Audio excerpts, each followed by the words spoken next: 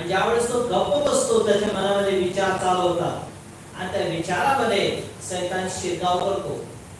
आणि तिकडे आपण तो बोलू लागतो आपल्या आतमधून देहा माणसामधून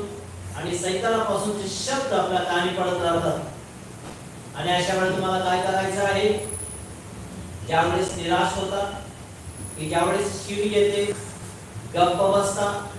त्यावेळेस आणि विचार चालू होतात मनामध्ये खूप विचार चालू होतात त्यावेळेस काय करायचं तुम्हाला तोंड उघडायचं आहे आणि बोलायचं तोंड उघडायचं आहे आणि बोलायचं वाटल्यास आता तुम्ही मनामध्ये 1 ते 20 मोजा डोळे बंद करा 1 ते 20 मोजा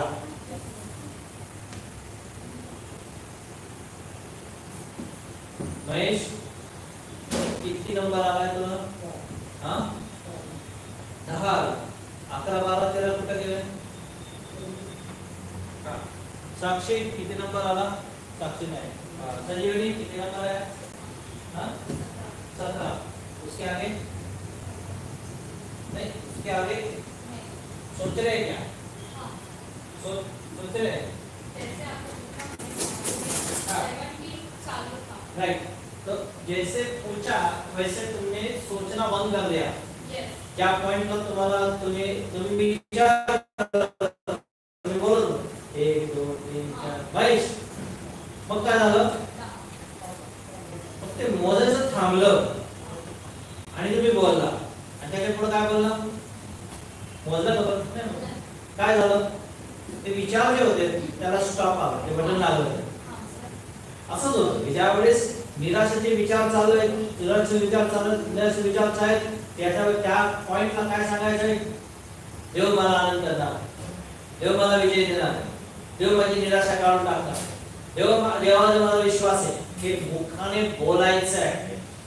तोंड उघडायचं तोंड उघडल्यानंतर ते विचार लगेच थांबणार जर तुम्ही तोंड नाही उघडला ते विचार चालू राहणार तुम्ही ट्राय करून पहा अनुष ट्राय करते आता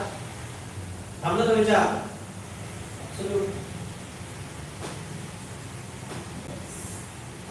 परंतु तुम्ही जर विचार थांबवला नाही तुम्ही मनामध्ये बोलत राहिला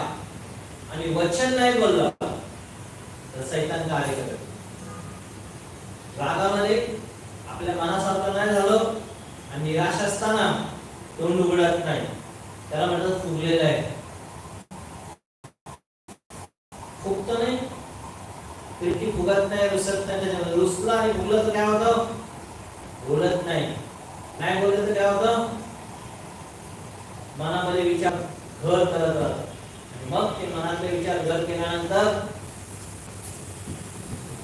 घर मोठाच होतात असे पण विचार येतात की जे ती व्यक्ती नाही ते पण विचार येऊ लागतात त्याने असं केलं त्यांनी तसं केलं त्यांनी असं केलं माझा खूप काय विचार येतात आता काय होणार कसं होणार पुढे काय होणार त्याला थांबवण्यासाठी ते विचार तर ही गोष्ट करा तर निराशाच आहे की देवापासून प्रत्येक निराशामध्ये आशा आणणार आपला देव स्तोत्र 107 आपण आज वाचणार आपण आज त्याच्यामध्ये पाहणार स्तोत्र 107 मला तर पुढच्या आठवड्यामध्ये पण कदाचित आपण याला कंटिन्यू करू स्तोत्र 107 मध्ये मी सांगतो तुम्हाला काय काय वाचायचं आहे स्तोत्र 107 1 ते 7 वचन वाचा स्तोत्र 107 1 ते 7